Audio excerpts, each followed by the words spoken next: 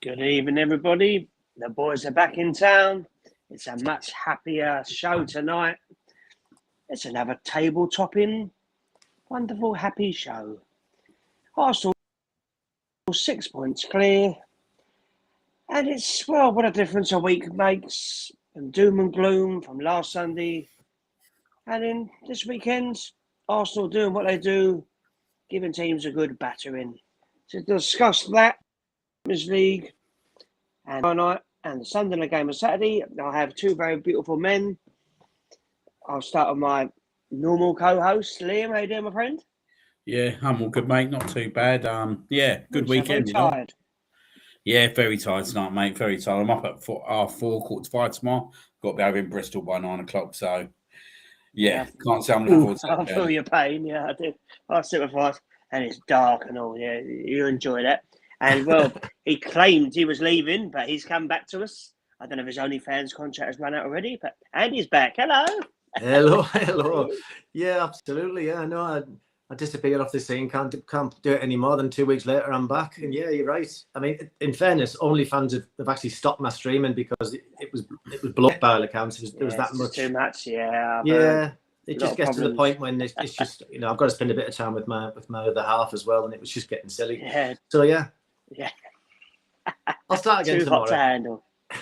Yeah, good lad. Yeah. All right. Well, I don't know. I think we'll start with Saturday's game. I think we'll talk about the Champions League later on, which has gone so well. But obviously, everyone was panicking. I mean, media was full of it. Arsenal are going to do this. Arsenal going to blow it. Idiots on Sky going, yeah, they've bottled it. Blah, blah, blah, blah, blah. And well, I mean, a lovely, I have to say, very comfortable win. I mean, Leeds at home, on paper, a very tough test. They've won a lot of games this season, holding Liverpool, beating Chelsea. They're no mugs. They look like they're going to stay up. But I thought we were very, very good. I mean, from start to finish, yeah, I just thought it was a proper, professional, decent display, and always good to give someone a good hiding. Yeah, I think we discussed last week, didn't we? That for me, this week just gone was a defining week for Arsenal Football Club. I feel if they had gone to Leeds and lost, the noise would have just got louder. And look, I think that actually this defeat to Manchester United might turn out to be the best thing that could have happened to the club, because I feel we was in a bit of a rut before that in terms of especially our home performances. And look, I was quite vocal last week, and I'm not going to say I wasn't, because I've been at home and I've watched the performances lately, and they've not been up to scratch in my opinion. But it seems like this Manchester United game's kind of cleared the air a lot, and I think this defeat was coming and it needed to come. And I feel that actually now it's come, I think it's probably a good thing for the players. I think it's a good time for the management team to kind of regroup, refocus, and kind of ask themselves, do they actually really want it? And I think we got the answer on Saturday. I thought we was absolutely superb today. The biggest credit I can give Arsenal Football Club on Saturday was Leeds didn't put a patch on us. Didn't put an absolute patch on us the whole game. Like, I was watching the game and I was thinking, this Leeds team have been really, really good at home. I've watched them and they've been like a really, really good test of people. They didn't put a patch on us. I thought across the team, we won every battle. Every player won their battles against a team that's obviously quite fired up to play games at home and win games at home because of their fan base. But they didn't do nothing. And I don't think 4-0 flattered the scoreline in the end. Look, the second goal, I think, game off, I'm being totally honest, is a calamity from them, unbelievably. But you take that. But I just felt in the second half, we just took total control. And if we really wanted to, I think we could have stuck a fifth or sixth in. So yeah, I think so. I mean, yeah, Leeds did it. I don't remember Leeds having a shot a goal. I cannot remember Raya making a save. I mean, people might correct me, but I can't for the life of me think of anything. Hi, Sarah. Thank you very much for joining us. Hello, Sarah. But obviously, and Margaret, hello, Margaret. Big fan, Margaret. Thank you very much for joining us yet again. Obviously, Andy, before the game started, Bakayo got injured in the warm-up. Obviously, everyone starts crapping their pants. I mean, here we go. But the reason why we sign players like Noni Madueke is for games like Saturday, where he come in straight away and was outstanding. You know, time after time, always wanting the ball, always looking to go at the defenders, which is what you always want. And a beautiful crossing for the first goal. He's been given the goal now. And that's why we paid the money. That's why we got him in, because that is what he can do. Absolutely. I thought he was absolutely outstanding. It's one of those as well. I mean, if you bear in mind, he's going through the warm-up like everybody else, but the last thing you expect is to all of a sudden get told you're starting the game. So to switch himself into game mode and then produce like you did is just phenomenal. Have you ever had that? Pardon? When you were playing, have you ever had that? Yeah, you do. It is something that happens. It's some players can do it pretty easily. Other players sometimes need longer. But clearly, he was right up for it. And God, talk about like what we want. We now have got, now that the squad is full, the energy and pace and power that we can bring off the bench now when the games are, bringing Martinelli on. Was just we're in a phenomenal position. Madueke's come in, the backup to Saka, and blew people away. I mean, he was just outstanding. So it was kind of I don't know about you guys, but do you know what? It felt like it was a win that I needed to see. Really, I was after last week. I was in the doldrums all week. You know, it had been tough, but I know the players needed that, but I needed it myself. And to see them just power through Leeds and just blow them away was just fantastic. And it all of a sudden it just stops everything now, because it was all doom and gloom, and everybody was slating us. Everyone was saying the bubbles burst. They're going to bottle it. So no, it was just all round phenomenal. And for Madueke to come on and do that, different class. Yeah, and obviously, there was a lot of talk during the week, obviously after the game against Man United, about Martin Odegaard. Obviously, the game in the week, and Havertz started, and obviously he went with the same thing again, Liam. I mean, it's just great to have Havertz back. He has slotted straight back in, and he just offers something different. And, people wanted Odegaard to be rested, dropped, whatever, And it worked. And to be fair, when Odegaard come on, he got stuck in, he helped set up a goal. He looked up for it as well. I think it's win-win all round. Yeah, like, I look at Odegaard at the moment, I look at Kai Havertz, and I think, if I was a midfielder, who would I rather play against? And I think if I was a midfielder at the moment, I'd rather play against Odegaard. Because you look at Kai Havertz, and I think in the past year, right, we've tried to shoehorn him into the left-hand side. And there was only really Declan Rice and Odegaard, do you know what I mean? So I just feel back in them days, there weren't enough balance, and there weren't the level of centre midfield that we needed. But I think when you've got Subamendi and Rice, and then you put Kai Havertz into that role as well, actually what you're doing is giving Kai Havertz a free role as such. And I feel that that's his best position, if I'm being totally honest, because what he does, right, he's physical. He's 6'3". No one wants to play against him whatsoever. You ain't going to want to play against him whatsoever. Like, he's good on the ball. He can run with the ball. He can tackle. He can pass. He can do about. He can do everything. But for me, he pushes right up alongside Gyökeres. And when we see the game the other night, and look, I know they weren't a great team, but it was a good to see the first half with them two together. I actually think at home that is the answer. I think that is the answer. And I'd always go back, and I've said it time and time again. I remember the first game of the season 3 years ago against Nottingham Forest. He played Kai Havertz in midfield, and I watched the way we played in that first half. It was one of the best first halves I've seen at the Emirates. And I'll tell you why, because what he did was he inverted the fullback at the time, which I think was Thomas Partey, if I'm being honest, because I think Timber went off injured. But he inverted the one of the fullbacks who went into centre mid. But what it did was it pushed Kai Havertz right at you at the time. And Nottingham Forest couldn't cope with it. And we was unbelievable. And what it did was we pinned them in their own half. We literally pinned them in our own half. And I feel if you watch that game against Leeds on Saturday, we was pretty much, especially in that first half, we pretty much had the ball for 55-60% at Elland Road. And I just feel that actually, I think at home, this is what we've been lacking. We've been lacking someone to get right up alongside Gyökeres. And I'm actually really looking forward to the Sunderland game, because I think he will play in that role. I think Odegaard will start on the bench again. And I will give Odegaard his credit as well. I thought he'd come on and he made a really good impact.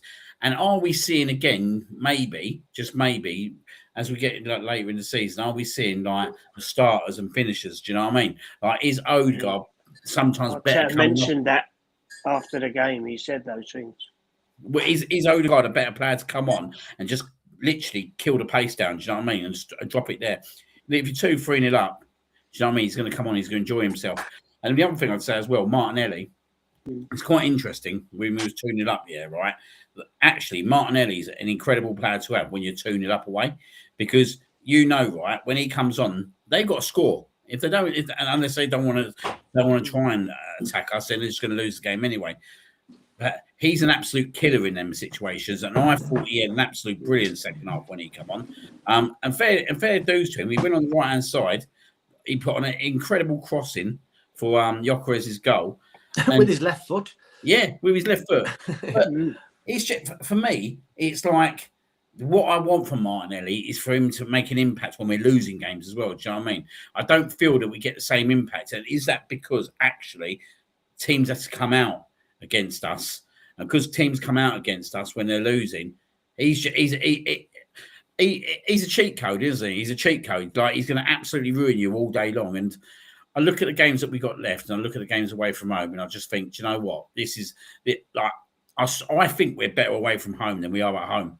I honestly think we are better. We're better suited away from home, but I think that might change a little bit now with Havertz going into that midfield.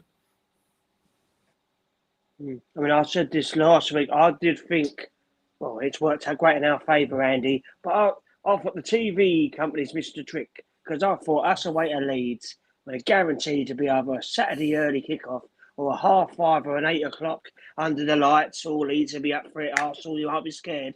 And the fact it was 3 o'clock on a Saturday, obviously not hidden away, but I just thought that played into our hands. There was no added pressure, if you will. And I just thought the players just rolled the sleeves out. And Declan Rice after the game spoke beautifully. He was really, really good. The stuff he was saying, how we're treating every game now as a cup final. And, the players, obviously, they realise, what a great opportunity they've got. They're in all the 4 competitions, top of their Champions League, they're having the home leg every time, the second time. I mean, the semi-finals, second leg of the cup with winning advantage. Got a very favourable 4th round draw in the FA Cup. 6 points clear. As Liam said earlier, I think the Man United defeat could be a blessing in disguise, because they good the other day. Yeah, it was just yeah. You broke up there, John. You went all static. I missed the second part of what you asked there. Also, I was saying, about Rice and everything they were saying, and the Man United defeat being a blessing in disguise. Oh, yeah. And obviously, everything's there. I mean, you can tell the players that it was so professional the other day. I think they really look like they know what they're doing. Yeah, and it's going to be interesting now, isn't it, to see how they back it up now tomorrow night and then at the weekend, which again is another 3 o'clock kickoff, which might again play into our hands, Less furore around the game. The press aren't all over it because it's not on Sky. So it might well play into our own hands this weekend. Who knows? But yeah, so it's fantastic. I mean, the fact that we go out, blow a team like Leeds away, as you quite rightly said, at home, they're phenomenal. But it's going to be interesting now to see what happens. I mean, tomorrow night is a different kettle of fish completely. It's going to be a hell of a night. And then the even bigger game is at the weekend. But I'm just hoping now that we've turned a big corner. And I think, as Liam said, I think after Manchester United, it needed something. And it needed something to galvanise everybody. And I think the performance at the weekend, I think it's pretty much done that.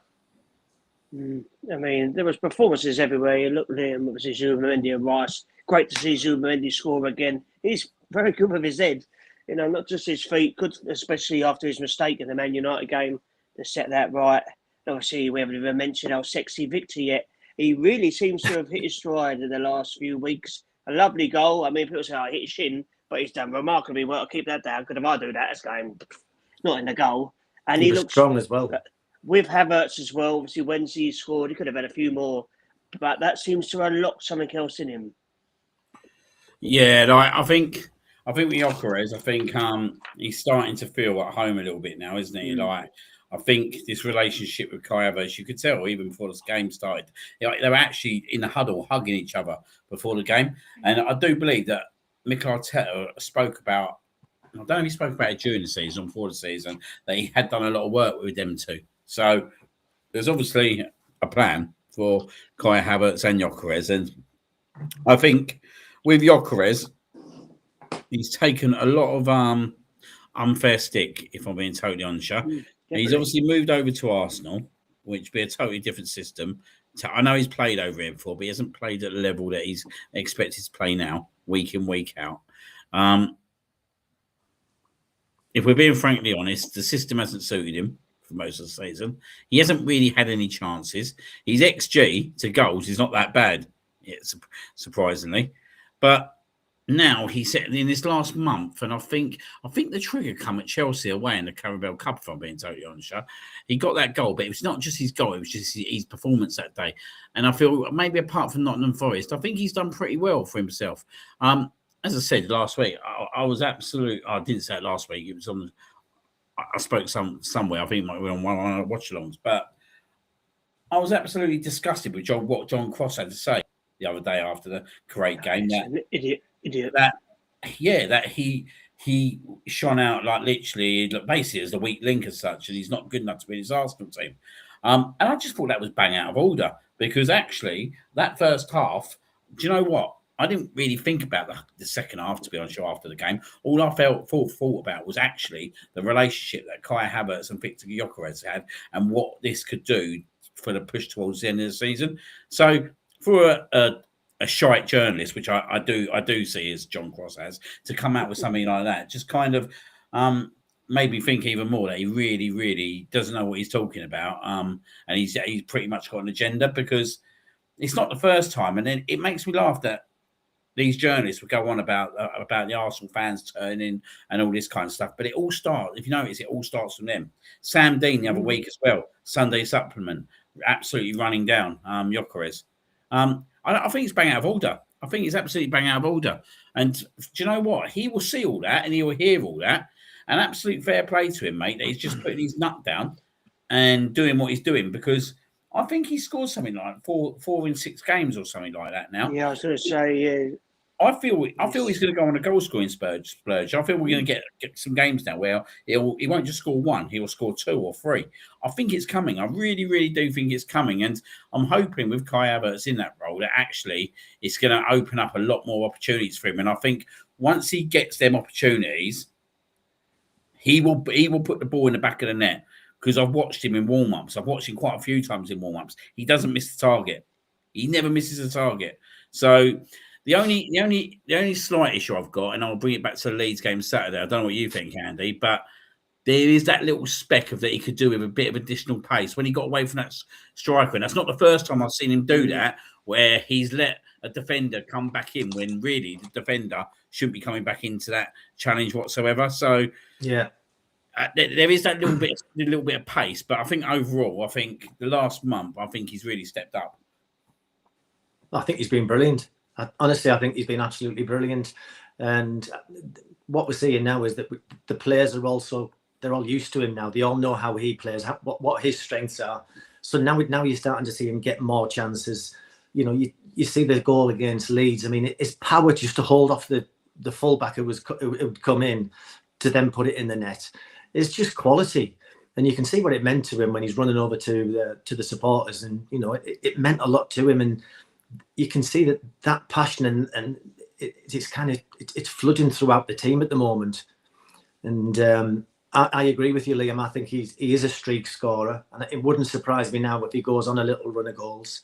It'll be interesting to see what they do actually in relation to him and Jesus. With so many games coming up, is there going to be a little bit of rotation, or is he going to stick with Gyökeres? It's going to be an interesting one moving forward to see how Arteta kind of uses Jesus, because we touched on it before with our impact players, but bring on Jesus and you're bringing on Martinelli, you're going to frighten the life out of teams, So it's it'll be an interesting one going forward to see what Arteta does with that, or whether he just sticks with Gyökeres, because I think he's his main man. And clearly, Havertz has come in now, and he's doing ever so well in that game against Leeds. Be interested to see again how Havertz can he continue that form in these games going forward, because having him back and that physicality that he brings to the team, it's just class. And because he is pure class, hopefully we'll see more opportunities for Gyökeres as well. It's a lovely, lovely dilemma to have. Obviously, if Gyökeres doesn't score, Liam, Jesus comes off the bench, scores a lovely little goal. They're both coming into form at the right time, and it seems whoever goes up front, well, they're getting the chances and they're putting them away. So, yeah, I don't know who will start tomorrow night.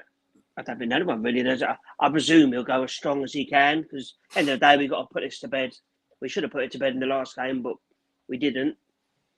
But, you look at the players that come on Saturday, even Calafiori come back. Massive, massive, massive bonus having him back, because he's been sorely missed. Yeah. I think tomorrow night you have to go strong. Apparently, obviously, Liam Rossini is going his strongest team possible, which you'd fully expect. It's a semi-final on Saturday, didn't it? Because he rested a few, and then realised he needed to bring them on. It's a semi-final second leg. It's a London derby. Like, this game's not dead. It should be dead and buried, but it's not dead and buried. And it still rolls me up that this game is in the melting pot. And I really, really do think it's in the melting pot. I think tomorrow, obviously, I'm not going to be there, but I'm actually quite gutted I'm not going to be there, because I think this is going to be a fascinating encounter, because Chelsea have got to come out and Chelsea have got to score. I don't think they're going to come out straight away like that, but they're going to have to come out and score, and we've got to try and not concede. Do you know what I mean? Because this could end up a stupid game of football tomorrow night. And actually, this game could suit a Gyökeres, to be honest, but it could easily suit a Jesus. For me, you start your strongest team tomorrow. Yeah. You start your strongest team. Like, I was having a conversation with someone today, and I was saying, like, I expect Kepa to start, but if I'm being totally honest, I want the strongest team possible, and Kepa don't start tomorrow night. If that's the case, I agree. We haven't won a League Cup since 1993. It's not acceptable. Do you know what I mean? I want this first trophy through the door, March the 22nd. Yeah, I want to be celebrating Arsenal's first trophy of the season. Yeah, and so do you, Andy. So do you, Brooksy. We want this trophy. Yeah, we want it. Because what it does, yeah, right, is build momentum. Okay, and the last thing we need tomorrow is to go out, yeah, right, because actually we didn't take it seriously enough. So for me tomorrow, it's all about, yeah, right, maybe do one or two. He might play Ben White instead of Timber. That wouldn't surprise me, because obviously he done that at Chelsea, and I thought actually Ben had a good game out there, but. When I look at it, Chelsea are going to play their strongest team. We have to play our strongest team. So for me, it's quite easy. Raya, Timber, Calafiori, Saliba, Gabriel, Rice, Subamendi. I think the Havertz and Odegaard would be interesting. Where does he go tomorrow with that? Because he might want to rest Havertz because he's played 2 games. So that could be up in the melting pot. I think he will. But if Saka's not fit, it has to be Madueke. I'd play Martinelli tomorrow night, and I'd play Gyökeres. I'd be more than happy with that. Yeah, I completely agree. They're good. Well, Chelsea have got to go for it, I mean, they have to score. It'd be interesting. Obviously, we score first. Should be that. I mean, Chelsea are a funny side, didn't they, Andy? I mean, they look good the last few weeks, and then you watched them the first half against West Ham, and they were absolutely woeful. West Ham could have had 4 or 5 in the first half. And obviously, you rested a few players with a night to our game tomorrow night.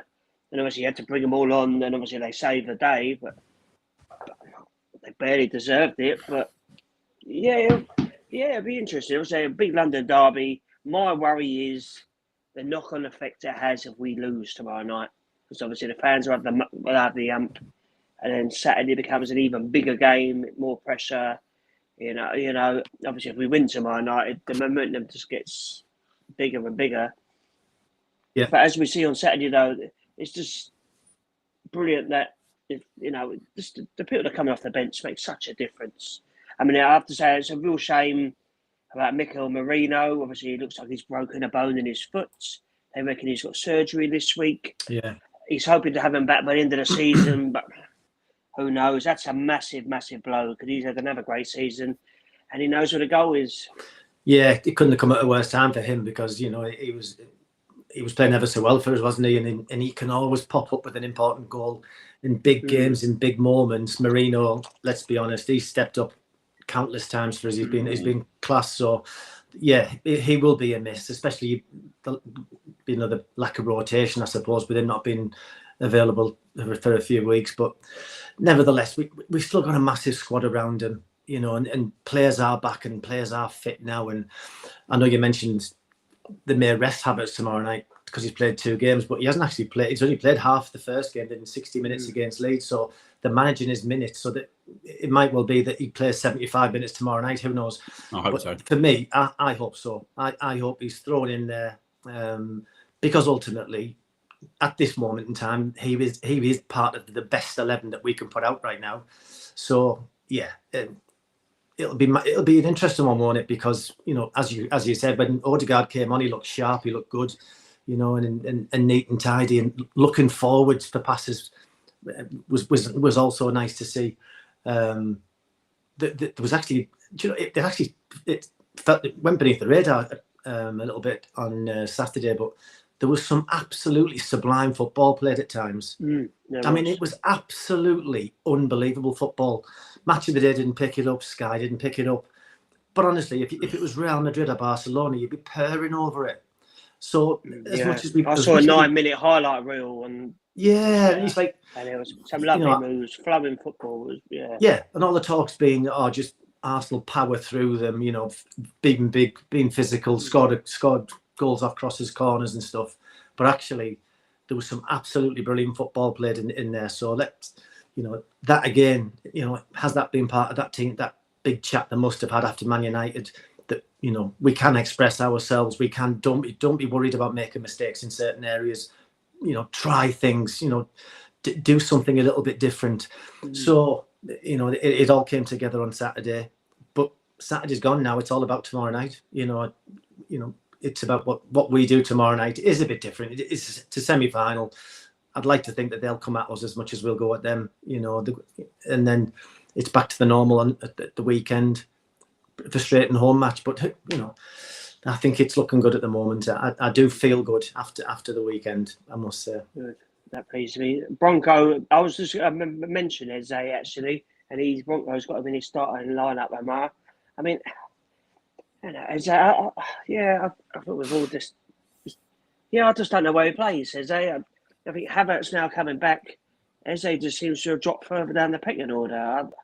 I mean, I know, Liam, you said he could be a cup player, so could he start him out? Or do you think he's lost faith in him? Or I don't think he just prefers Havertz? Or... I don't think he's lost faith in him, mate. I don't think he's lost faith in him whatsoever. I think this is a transition season for Eze. He's coming into a team that plays a different fabric of football to Crystal Palace. Do you know what I mean? And there's a lot more expectation on him than what there would be at Crystal Palace. Where at Palace, he's probably given the free roll. Do you know what I mean? And everything runs through him. Where that ain't going to happen here. So I don't think he's lost faith, right? But I more and more I think about it, more and more I think, do you know what? I think this is a transition season for Eze. And look, he's come up with some brilliant moments. And look, the hat-trick against Spurs, the assist for Martinelli against Bayern Munich, the goal against Crystal Palace. I know he didn't really play well, but he still scored the winner. And the assist for Martinelli for the Man City game, which is important to get us a 1-1 draw in injury time. So, look, Eze's had some really, really top moments so far. But, look, let's be honest. The reality is that potentially we only brought Eze in because Havertz got injured. And that's what I'm saying. There was definitely a plan beforehand for Havertz, I think, to play in a more advanced midfield position. I don't think that should derail Eze longer term.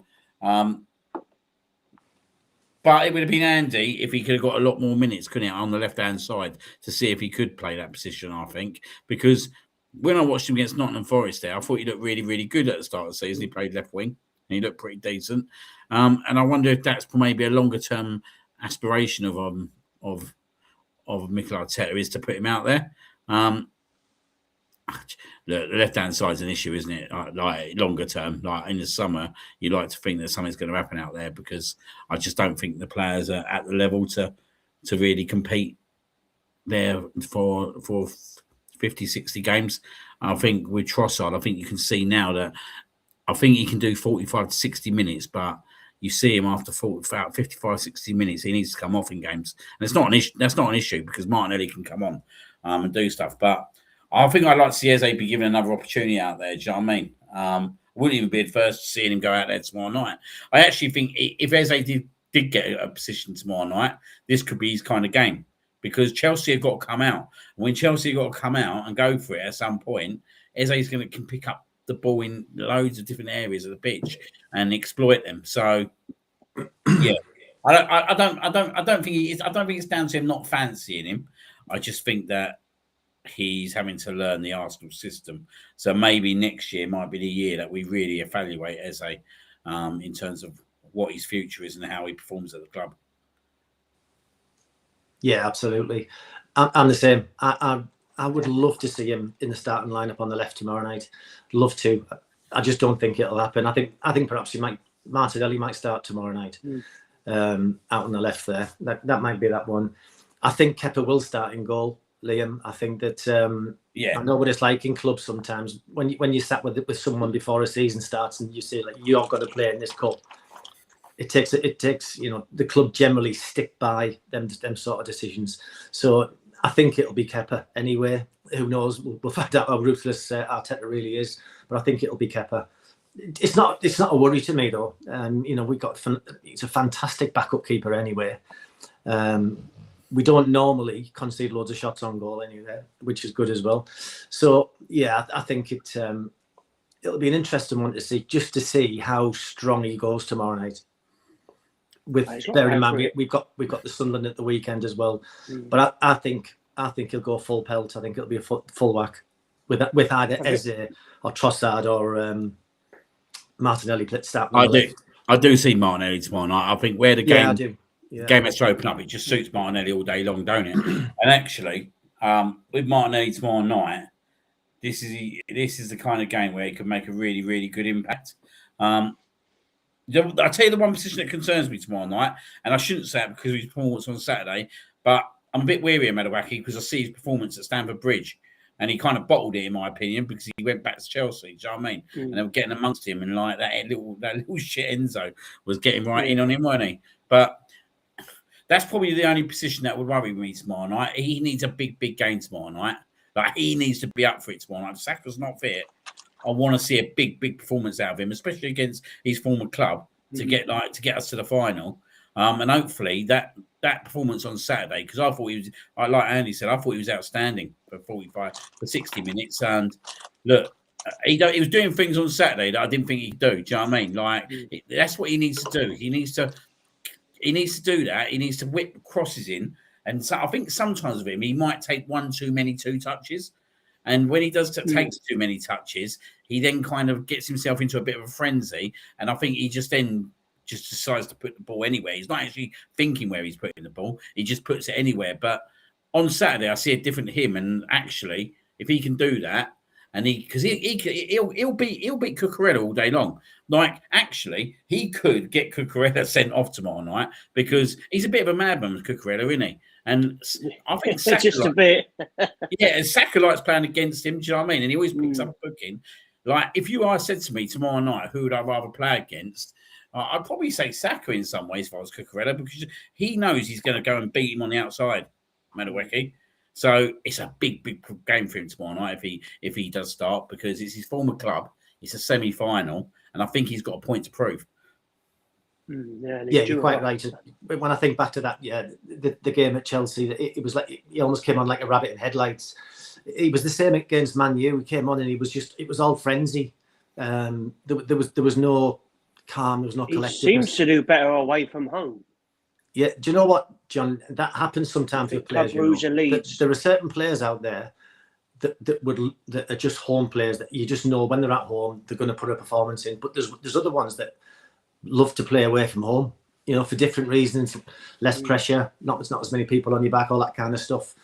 So it might well be that away from home is where he gets his major success. But tomorrow night, if he's given the nod, he's got to run on Cucurella all day long. He can go inside or outside. I mean, Cucurella's is a yellow card in waiting anyway against us. He picks them up every single time because, man, I feel a bit sorry for him in some respects. Having to mark Saka or Madueke must be bloody horrific. But that said, he's a hairy little cheating weasel, and let's hope that Madueke just goes and rips him a new one. Yeah, it'd be nice. Yeah, it'd be interesting. Obviously, Saka had the injury in the warm-up. Liam Arteta said he felt uncomfortable, had some sort of niggle in his press conference earlier. He wasn't sure if he was going to play tomorrow, but would be fine for the weekend. So I'd be surprised if he started him. He might make we've seen this before, and he's played him, but I don't. Is it worth the risk? You know, I know Madueke done so well, and we've got so many other players that can step in. I reckon he'll be on the bench. I mean, obviously, it'd be a lovely person to bring on if you need to, but yeah, I don't think you risk him. I don't think you risk him. Like I think Andy said it rightly. Sunderland's the big game of the weekend. Even though this gets to a final and we want to get to this final, I don't like. If you said to me like it was Declan Rice, then we need to try and get him in the team all day long. Do you know what I mean? But Saka, really, no disrespect to Saka at the moment, but I don't think where performances go this year, there's actually a massive difference between the pair. If I'm being totally honest with you, but what Saka's really good at, he's very good at getting a lot of assists. He does do that very, very well, and it's good that he's done that very well this year because let's be honest, he hasn't scored any goals, which is an absolute shock to me because like we're used to Saka being that player, but maybe because of the change of the system that hasn't happened. I actually think with Kai Havertz coming back in the team, I'm actually really looking forward to seeing Saka play with Kai Havertz because I think actually Kai Havertz will give Saka a lot more room in certain areas, so that would be kind of interesting. But if you said to me tomorrow night, if Saka was 50-50, I'll leave him on the bench. And then if you want to bring him on with 20, 30, 40 minutes to go, then you do that. Do you know what I mean? Like, the important thing is that we don't throw him in and then he gets another injury. Because look, it's still only February. There's still another 3-4 months to play of football. Like when you think about it, we got how many games they played now? 24. So you've got 14 more Premier League games. They potentially got 14 left. eight Champions League games. That's 22. They could have potentially 2 more League Cup games. That's 24. And then you're looking at the Cup games, 4th, 5th, 6th. Number 5 games there. Six number 5 games potentially. Yeah. So when you start looking at it, there's nearly 29 games still to play. That's a lot of games. And England games. Yeah, and you whack the England games on top of that.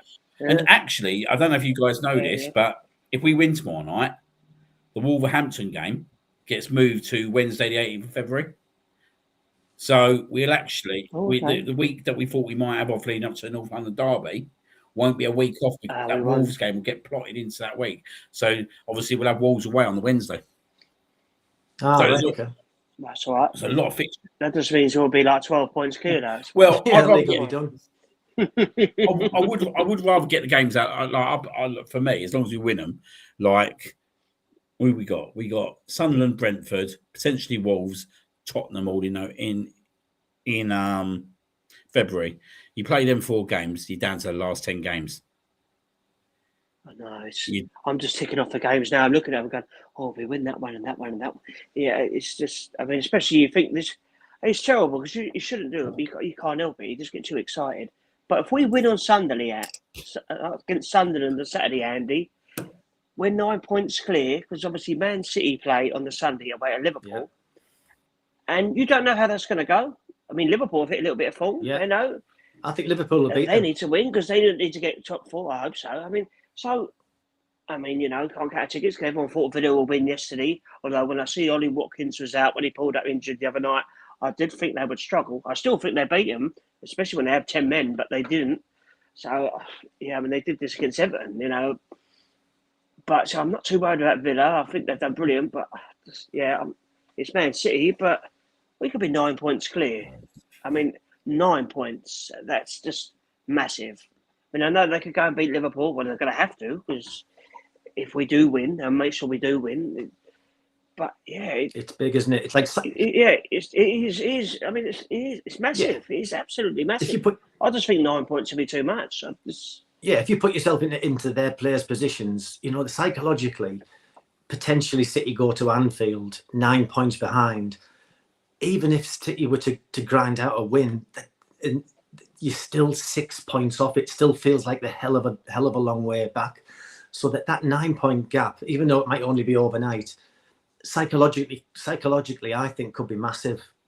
So win at all costs on Saturday. It's just I'd like to think now that we're going to put a performance in. We're just going to get out there, do what we did to Leeds, dismantle Sunderland, brush them to one side basically, and then on to the next. It's just literally one game now. Just get past it, get them points. But as you say, John, a 9 point lead, even though it's only brief. It's massive psychologically, massive.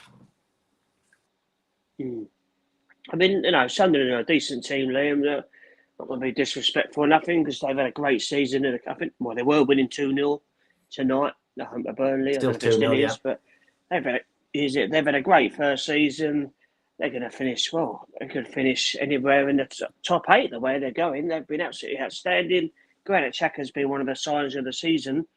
Am I right in thinking he's not playing Saturday? I saw someone said he's ever injured. Yeah, he's not playing tonight. Definitely not. He's not. No, he didn't play the other day. But I don't know why he's not playing. I don't know whether he's injured. There you go. He's injured. Yeah, 3 weeks. And that is a massive, massive, massive, massive boost for us because he makes them tick. And he did enjoy coming back to Arsenal. But these are the games we need to be winning. We should be winning. Obviously, we threw it away up there. We should have won that. And even when they got back to 2-2, we should have had chances to score again. And you thought, so we owe them a little bit of one, but I know you get a bit worried when we've got home games at 3 o'clock, but you must be fairly confident. Yeah, I'm confident. I'm confident. I'm not there Saturday either, strangely enough. But do you know what? I think actually. Oh, were you? Sarah's working. Oh no, it's not the curse of you again. Is it? Well, sadly, Sarah's working Saturday evening, so she has to sleep in the afternoon. So yeah, I've had to bite my tongue with that one. I missed that one, but you take him on for the team there, Liam. Yeah, took one for the team, mate. Took one for the team. And tomorrow night, bless him, I'm going instead of him. Oh, what a result! What a nice guy I am. I know he's a beautiful man. Yeah, you're a good man. Yeah, that's the reason why I stayed in contact with him. No, but I think we should win Saturday. I think way I look at Saturday, professional performance. That's what you need Saturday. We got a big game in the week against Brentford away, right? Which I am confident that we'll go there, even though what they've done with Aston Villa. I'm quite confident that we go to Brentford and win because I really like us away from home. I really like the way we play away from home, and I think we're set up to play away from home. If we get 9 points clear on Sunday, I'm sorry, I'm going to be totally honest, yeah. And you might come back next week and say, fuck all, Liam, and fair enough. I tell you that every week. You probably do. I just don't see Man City beating Liverpool.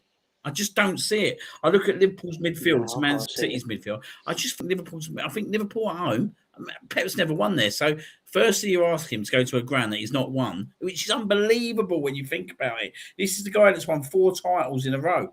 He's got 99 to 100 points, but he's never won at Anfield.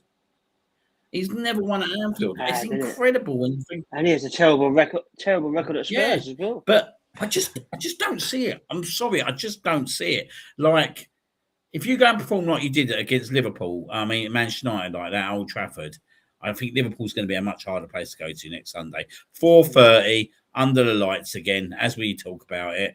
Do you know what I mean? Anfield will be up for it at the end of the day. Look, they'll be pissed off after because they've realised they've helped us out. But I just look at that game and I just see the big players turning up. I just see them turning up. And I think Ekatike's in banging form. And I think, do you know what? Yeah, it's really harsh. It's really harsh what I'm going to say. The best thing that happens to Liverpool is he's getting injured because Ekatike shouldn't have been dropped in the first place. he should never been dropped in the first place. Like, he was performing before Isak got put in the team, and I think it disarmed him quite a lot. Isak going in there, and it probably done his confidence in. But he's back banging form. Salah's back now, and look, what everyone's thoughts are, yeah, right. He turns up in the big games. I guarantee you, he'll score on Sunday. He'll score Sunday, Salah. And I just look at I just look at Liverpool's midfield, and I look at Man City's midfield, and I think, do you know what? The midfield, I think Liverpool get on top of their midfield, which then is going to put a lot of pressure on Man City's defence. If you can't beat Spurs away, let's be honest, West Ham went to Spurs and beat them. Everyone's going to Spurs and beating them. You've gone and thrown a 2-0 lead. I think Pep's out the door. I honestly think he's half out the door. I read somewhere today that someone said, I don't know who it was, but they reckon there's been it's one of the journalists, Matt Law or something, but he said there's a short list currently being written up with Alonso, and I think it might have been Company and someone else. But yeah, and someone put, because Gardner's leaving before the verdicts come out. Like, but yeah, there's definitely. I mean, it's been like that most of the season. To be fair, you can tell there's some sort of rumblings. Even Haaland, he just doesn't look happy.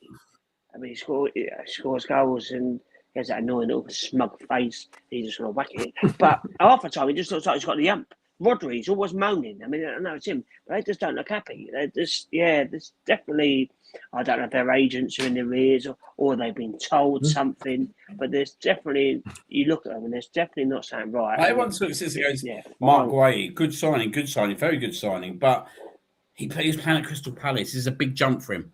Going to Crystal Palace to Manchester City is a big jump, and he's got nothing around him. Yeah. He's got a right back here, right? Who's a centre midfielder. He's got a right back who's a centre midfielder next to him in Nunes. Do you know what I mean? Nico Williams, not Nico Riley. Fair play to him. He's done all right this season. But look, he's like Skelly, isn't he? He's going to cost you points. He's young. Do you know what I mean? Rico Lewis is young.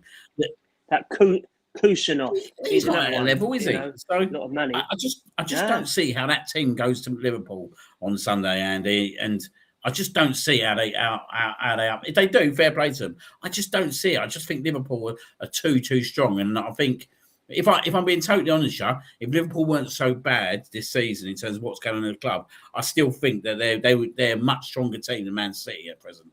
Yeah, I completely agree. And don't forget, I was sent there by Mikel a couple of weeks ago to do a scouting mission. So I know. Yeah, you're a good luck charm. You done well, yeah. My report back clearly will be important. So, but no, I tell you what, you're right though, because they've just hit form over the last couple of games. The game I was at, it was pretty average, but since then, they've hit a bit of form. They're doing well in Europe, and then that at the weekend. I'm like you, Liam. I genuinely can't see anything other than a Liverpool win. I just think they're too strong in all positions. Yeah. I think City are the old flat track bullies. You'll watch them tear apart your Burnleys and your Wolves, and everyone will be waxing lyrical about this amazing footballer player. But actually, when you get in the faces and you stand up to them, you get strong with them, you get organised. Teams just roll through them. Even Tottenham rolled past them on Sunday and actually could have gone on to win the game. So it's that shows you probably where City are at the moment.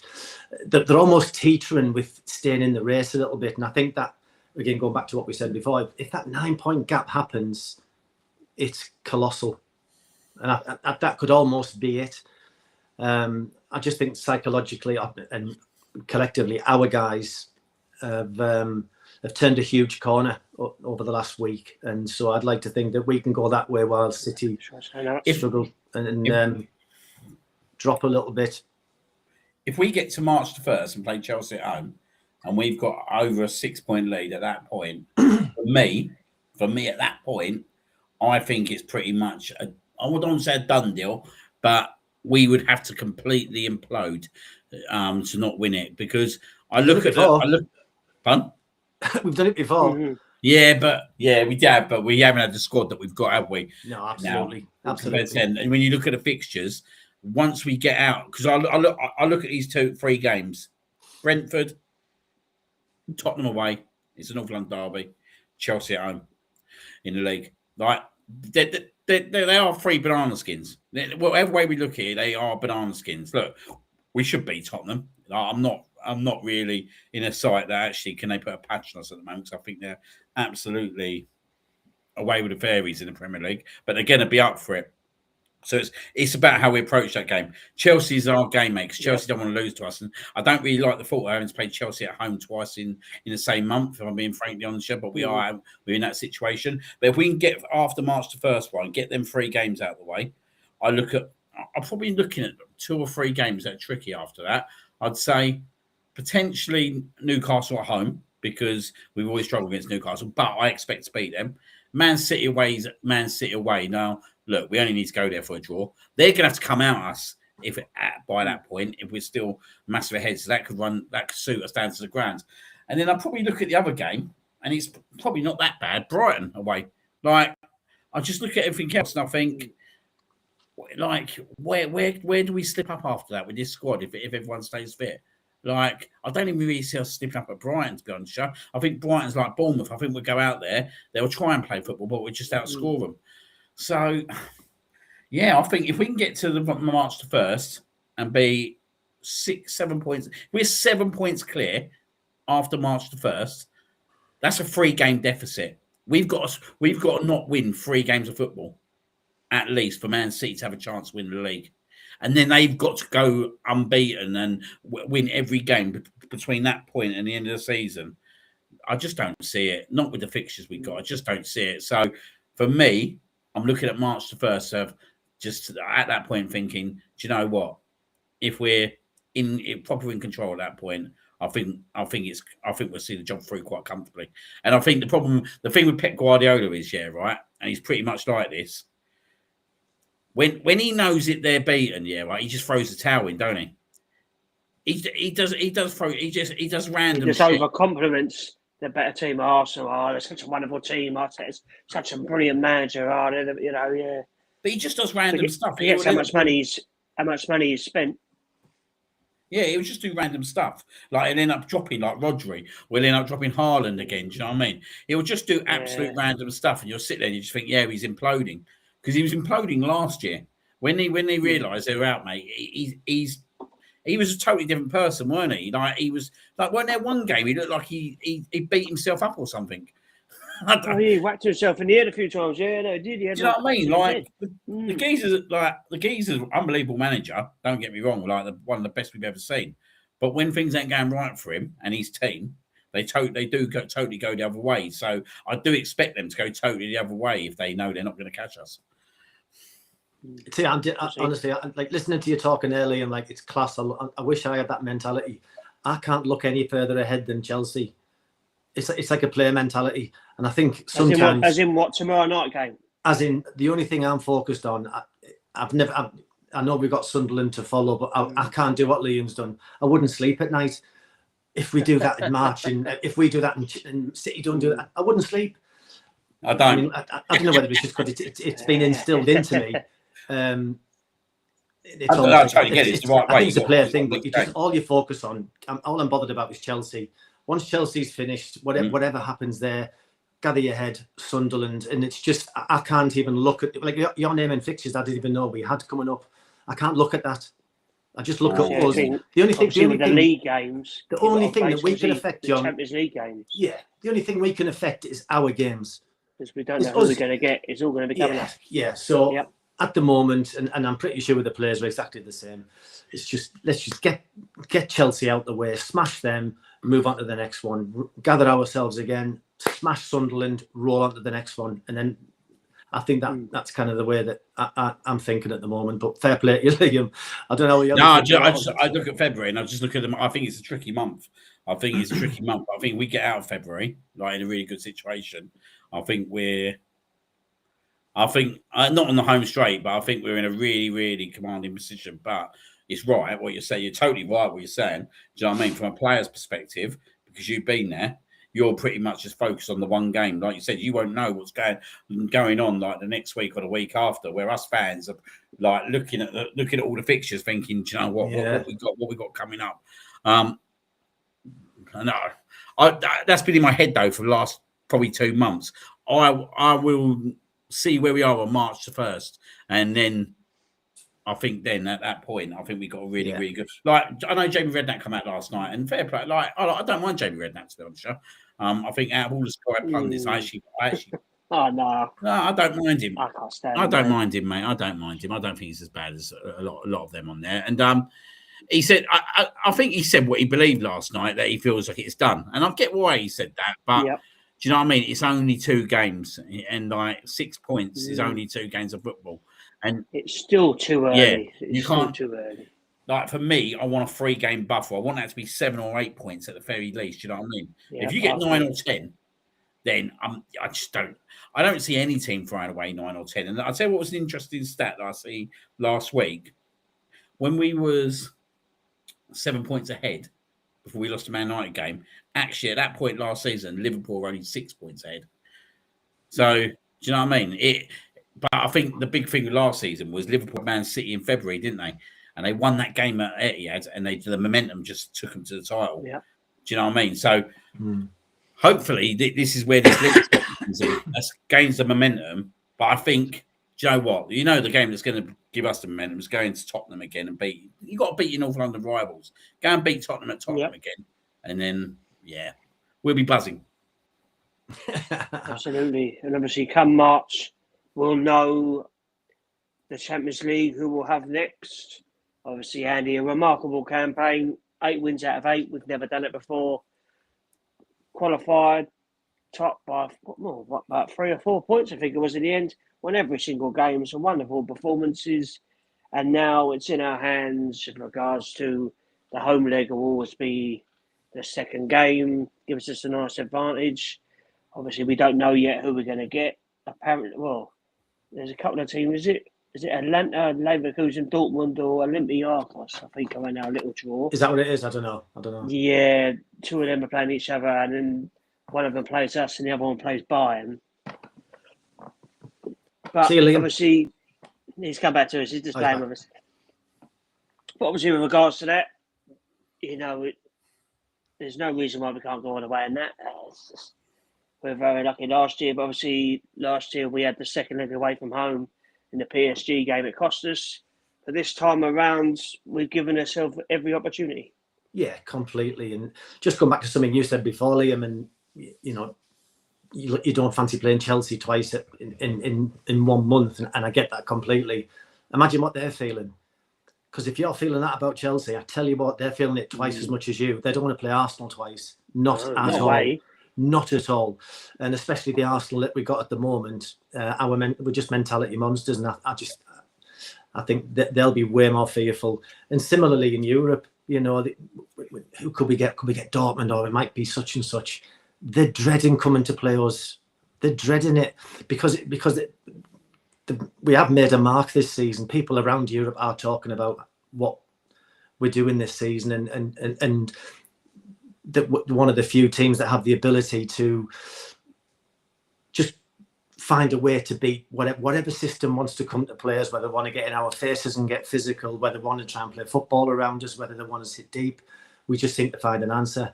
So around Europe, there's people out there that are fearful of playing against us, and we can't forget that. So we can look at all our fixtures, all that kind of stuff. And Sunderland have just scored an absolute worldie there, by the way. Have you got your tellies on? No. Jesus Christ. No. Yeah, wait till you see this goal.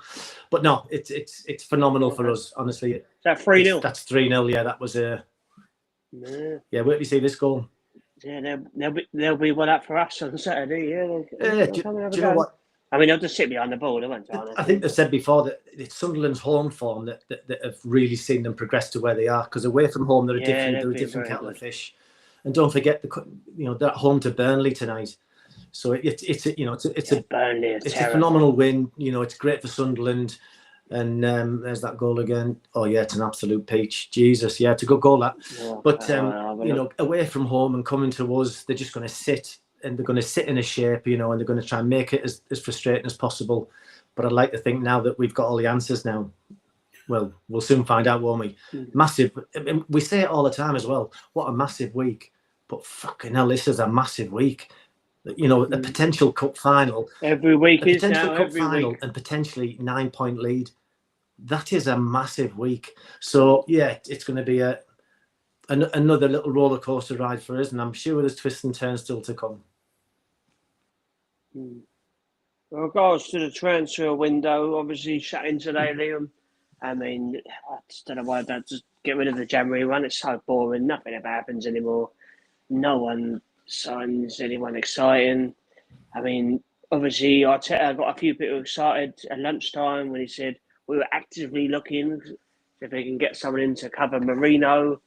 And then bizarrely, there was rumours this morning with Sandro Tonali from Newcastle, and then later on, Leon Goretzka from Bayern. But as per usual, all thin air, rubbish, nothing happened. We did sign that kid I don't from know why Stoke. I come out and said that. Yeah. 2.3 million or something. Exactly. That says everything I'll tell you you what, need to it's know. And big some money, though. lad from St Mirren or something as well. No, do you know, for me, it was phenomenal because, like, you know, you spent $2 and a bit million on a 19-year-old kid from Stoke City. It just goes to show the spread of the network that and the games that we're watching to try and find these people that are coming out. So let's hope we've unearthed a little beauty and really happy. see what happens. Yeah, they're really happy. Yeah, he really highly regarded, level. this kid. I think I don't really get Arteta's interview early on. If I think being totally on the show, like the way he made it sound like was that something was really going to happen. Now I've got this theory, and you know what I've said to you earlier on, right?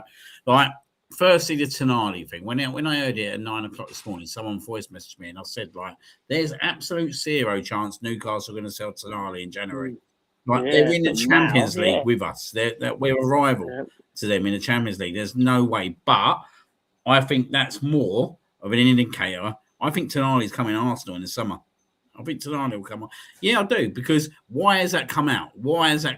There's no way Arsenal thought they could get him.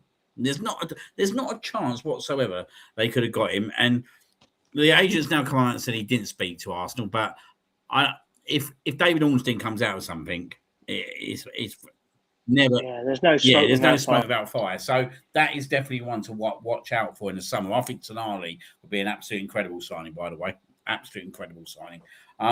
Just don't give him a betting slip. I was just about to say that to you. Keep him out of corals. Yeah, don't. Now, my concern is, right, and he got quizzed on it, yeah, right, and surely not Alex Oxlade-Chamberlain. Like, there was a conversation in the interview today, weren't there? And then he didn't dismiss it, though, and that's what absolutely baffled me, was he didn't dismiss it, and I'm like, surely not. Like, surely not. I won't really, like, to be honest with you, there's that side of me. Like, I think he's quite fortunate to be at the club, even at training. So I weren't really, like, the way he kind of left the club, weren't it, and went to Liverpool, didn't really sit well with me at the time. It was through the start of the season, wasn't it? So the season started, he obviously kind of told him that he wanted to go, and he went. He obviously made the right decision at the time because he's won Champions Leagues and Premier Leagues, whether he was playing or not. But I just surely not. Sure. But what baffled me was that he didn't shut it down. No. But he had a smile, and he was like, all this. Pardon? What happened? I didn't even see all this. So they were asking Arteta about is he got any like activity now between, and it was only probably about 5-6 hours of the window left, and he was quite adamant that the club were in the market still looking for someone. And then he was pretty much like, someone quizzed him and went, well, Alex Oxlade-Chamberlain's at the club. What's going on with him? Would you consider signing him up? He didn't rule it out. He smiled and he goes, he's back training us. We're considering all our options.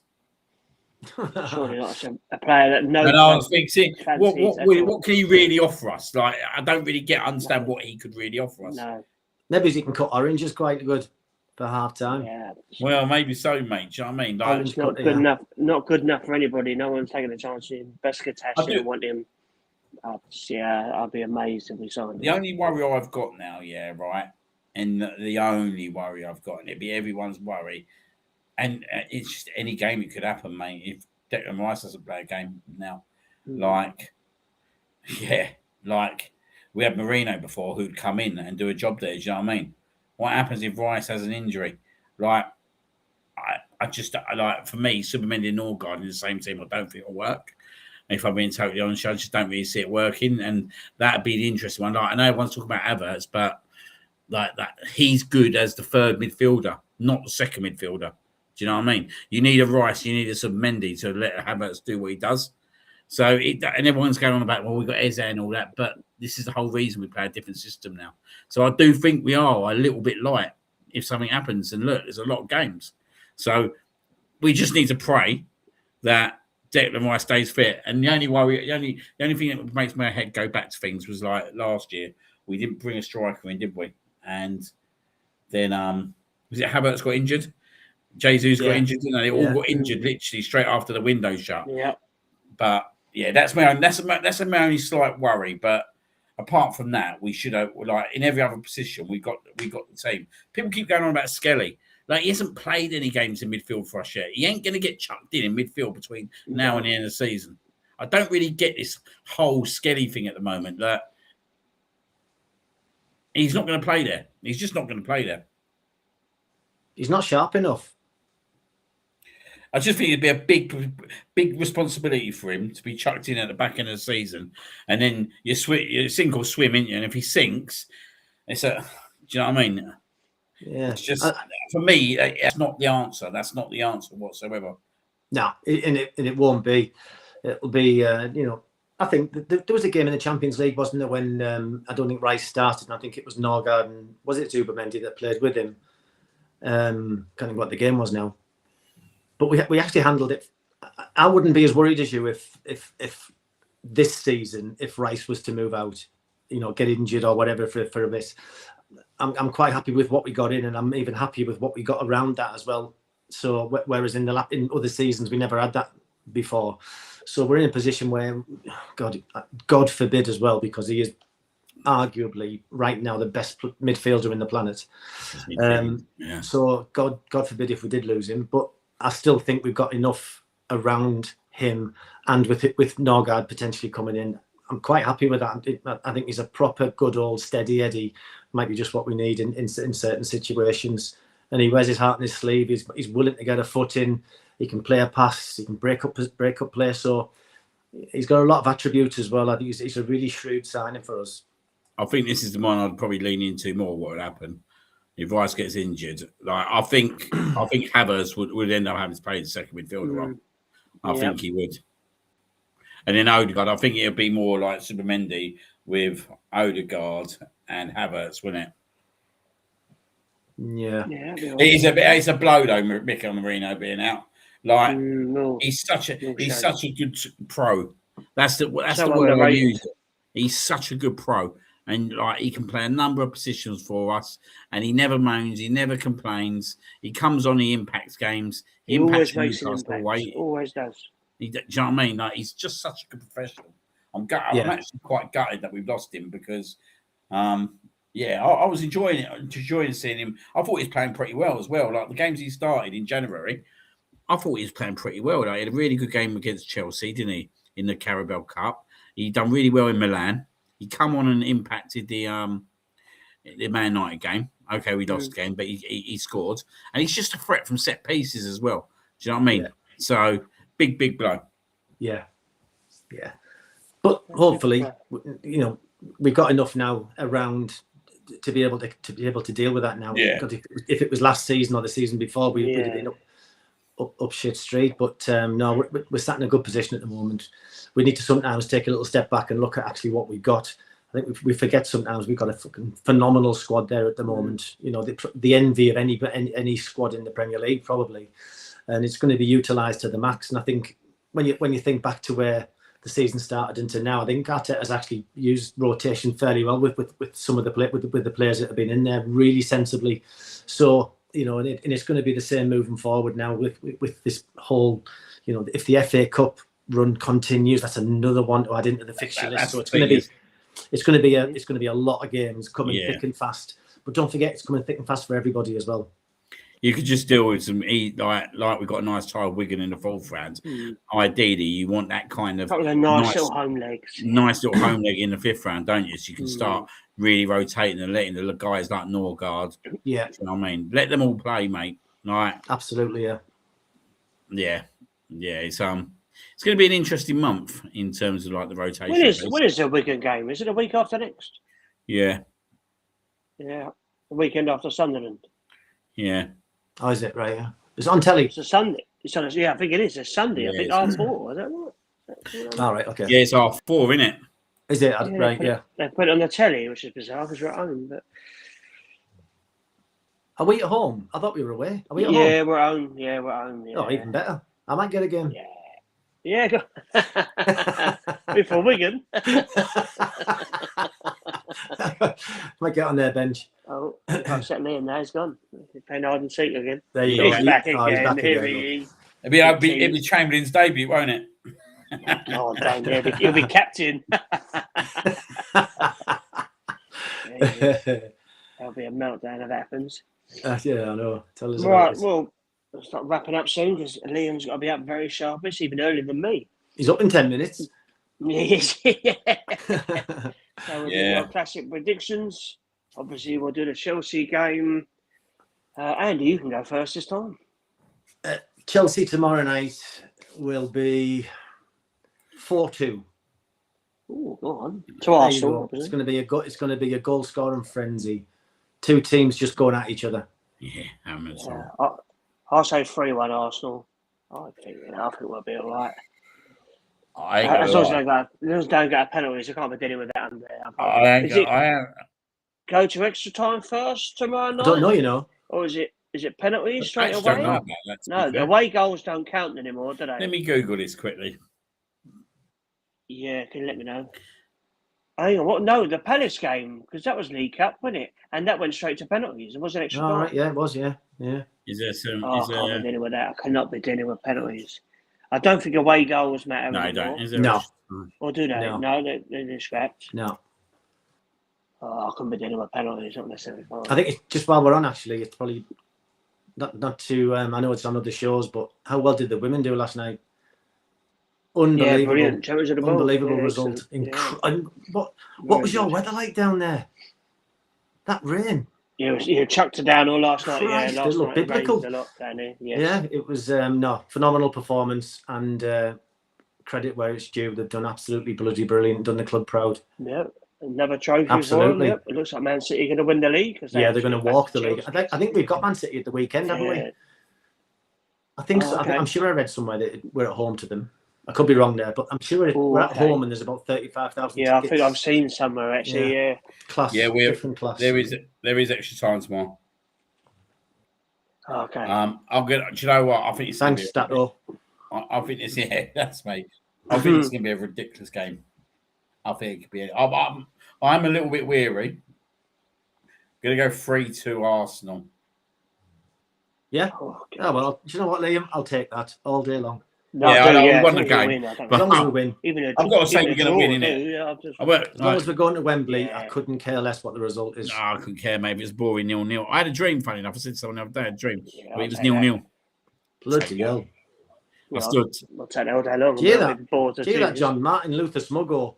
I had a dream. Oh,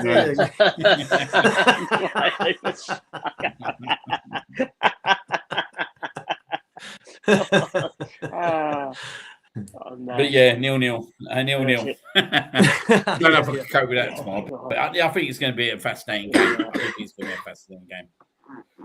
And I really don't want to lose to them. No, not at all. No, definitely not. Nah. Especially when you got players like Cucurella, they got Enzo, they got what was the other one? That's proper scumbag. Oh, I can't. Enzo Fernandez. Oh, João Pedro. I hope Gabriel just stands all over him. He drives me up the wall. Such a good player as well. Yeah, he's in good form, João Pedro. Oh, he's really a good bad player.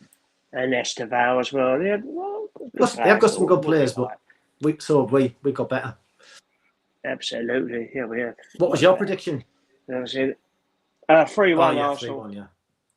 I think so. And I'll say 4-1 on Saturday against Sunderland. Actually, no, I say 4-0. 2-0. Giving them a goal. 2-0. Yeah, I'll go in the middle and go 3-0. Anyway, a boring 1-0 own goal. Yeah, exactly. A 95th minute corner own goal. I was second top goal scorer. That's where it's got to, though, isn't it? All you want to do is win games of football now. The performance, yep. That's all that matters. That's it. There's people saying, who was it? Paul Scholes come out and said, "Oh, if Arsenal win the league, they'll be the worst champions ever." Yeah, it's And, clickbait. and there's It's somebody. Is it the Peterborough chairman does a thing on Sky Sports News? Is it Dara? yeah, Something or other? the Irish And guy. he said, and he had a go at Paul Scholes, and he said, all that matters, Arsenal win the league. Just say on the trophy, Arsenal won. Yeah, because he was. doesn't matter. It's a bit of this pathetic. These players do that though, especially Scholes, because he's such good mates with Gary Neville. Because it's clickbait, so that's all of a sudden that's going to be discussed on the overlap. You know, they're all there for each other. You know, rubbing each other's backs a little bit. And disappointing that coming from someone like Paul Scholes, but he's fell into the social media trap now, and he's a clickbaiter as well. Well, when we win it all, mate, I'll be here for every single tear. It'll be lovely. Oh, and there'll be plenty of them. Come May, mate, I'll be sitting here with nothing on, celebrating. It'll be great. We'll have a great time. Well, in May, I'll be nowhere near this bloody screen if that's the case then. Oh, mate, that'll be one smug show, mate. Liam will be lining up about 6 cigars. Chain smoking. Yeah. Bit looking like a young Jimmy Savile with cigars. On that note, I think we'll finish up there. Definitely finish there. Dear God. Yeah. All right. That's it. Go on, the Gooners. All right. Thank you very much for watching, everybody. Thank you for all the comments from everyone that's very kindly taking the time out from their busy schedules to come and say hello. Andy, thank you very much for coming back to us. Yeah, you're very welcome. I've thoroughly enjoyed it, lads. Yeah, and hopefully we'll have you back on again soon. Liam, pleasure as always. And you, mate, and you. Have a wonderful time. Yeah, enjoy my seat tomorrow. I will, mate. I'll keep it warm. Good man. Oh yeah, enjoy the game, John. And I bloody hope so. I know. Have a Burger King for me after as well, mate. No, I will, mate. I will. Yeah, I'll have a few beers with Kobe beforehand, and some grab on the way home. Lovely. All right. Nice and one. hopefully, I'll be a very happy John Brooks coming home. Fingers crossed. And hopefully next week we'll have a very happy show where hopefully Arsenal will be in a cup final and be 9 points clear. Thank you very much for watching, and good night. Cheers.